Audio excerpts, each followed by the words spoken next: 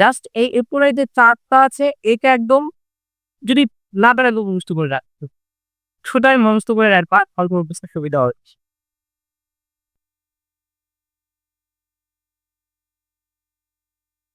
কি হয়ে যাবে?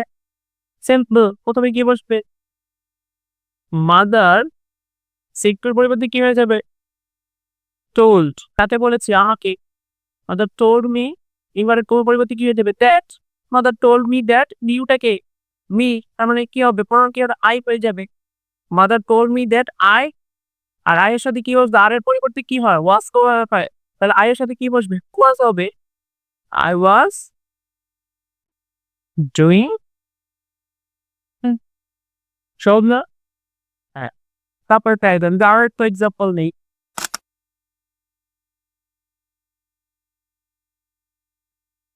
তার বাবাকে। তাহলে এখানে কি হবে? প্রথমে কি সি থাকবে, সি সেট পরিবর্তে কি হয়ে যাবে? টোল্ড। শি টোল্ড কাকে বলেছে? তার বাবাকে। She told her father. Indirect ফর্মের পরিবর্তে কি হয়ে যাবে? That. Told her father that. And আইটাকে একটু খেয়াল করে তো, আইটাকে সাবজেক্ট গুলো একটু ধরাটা শিখবা। এখানে কে বলছে I love you so much? কে কাকে ভালোবাসছে? আই মেয়েটা কার বাবাকে ভালোবাসে। তাহলে আইটা কে? আইটা হচ্ছে এখানে এ শি। তাহলে শি এর পরিবর্তে শি এর প্রনাউন কি হবে? She. She told her father that she, এখানে যেটা লাভটা আছে খেয়াল করো। লাভ কোন ফর্ম হয়েছে? V2 আছে। V2 থাকলে কি নিতে হবে বলতো? V2 থাকলে কিন্তু দেখো এখানে আমাদের নোট করা আছে। V2 থাকলে কি হচ্ছে? Have plus V3। তাহলে V2 এর পরিবর্তে আপনার কি লিখবা? হ্যাড প্লাস V3 কি হবে? কি হ্যাড, সরি হি হ্যাড লাভ। এখানে ইউটাকে বারবার, হ্যাঁ, কাকে ভালোবাসে? বাবাকে। She had loved her father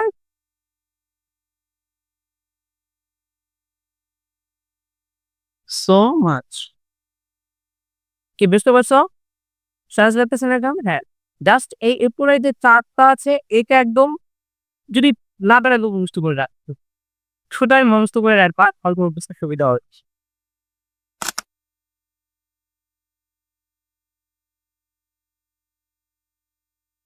প্রথমে আমরা কি বসাবো?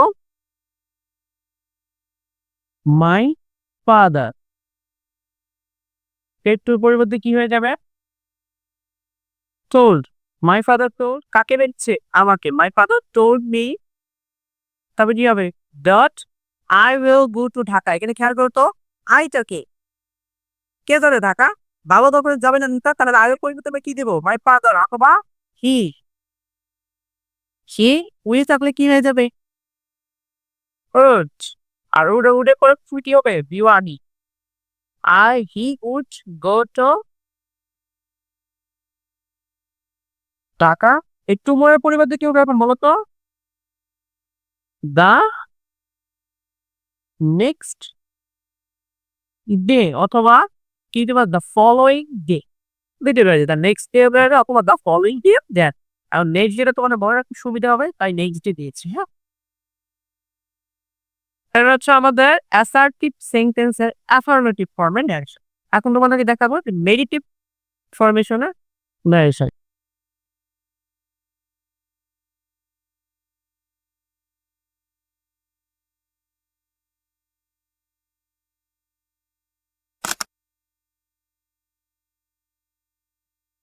এরকম বাক্য শুনে কি মনে কষ্ট লাগে? ঠিক আমার পছন্দ হয়।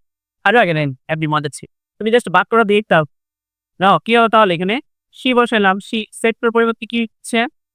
টোল্ড হয়ে যাচ্ছে। সি টোল্ড তাকে বলেছে আমাকে। She told me that. এখানে কে কে পছন্দ করে না? আইটা কে? আইটা হচ্ছে সি। তাহলে সি। এখন খেয়াল করো তো, ডন্ট ডন্ট থাকলে, আচ্ছা সাধারণত ডু থাকলে কি হয়? ডু হচ্ছে V1। তাহলে ডি2 কি হয়ে যাবে? ডিড হয়ে যাবে। তো এখানে যেহেতু ব্র্যান্ড আছে তাহলে আমরা কি বসাবো? She didn't like. কাকে পছন্দ করে না? অথবা আমাকে। She didn't like me. সে আমাকে পছন্দ করে। ফর এক্সাম্পল খেয়াল করো।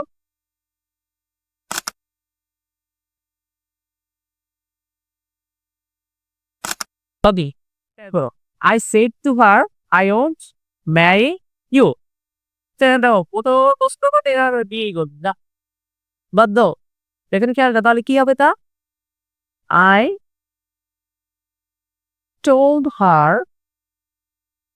that তখন আইটা কি আইটা আমি আই ওন্ট কি হয়ে যাবে তাহলে উইল কি হয়ে যায় উড তাহলে কি হয়ে যাবে আর ওডেন্ট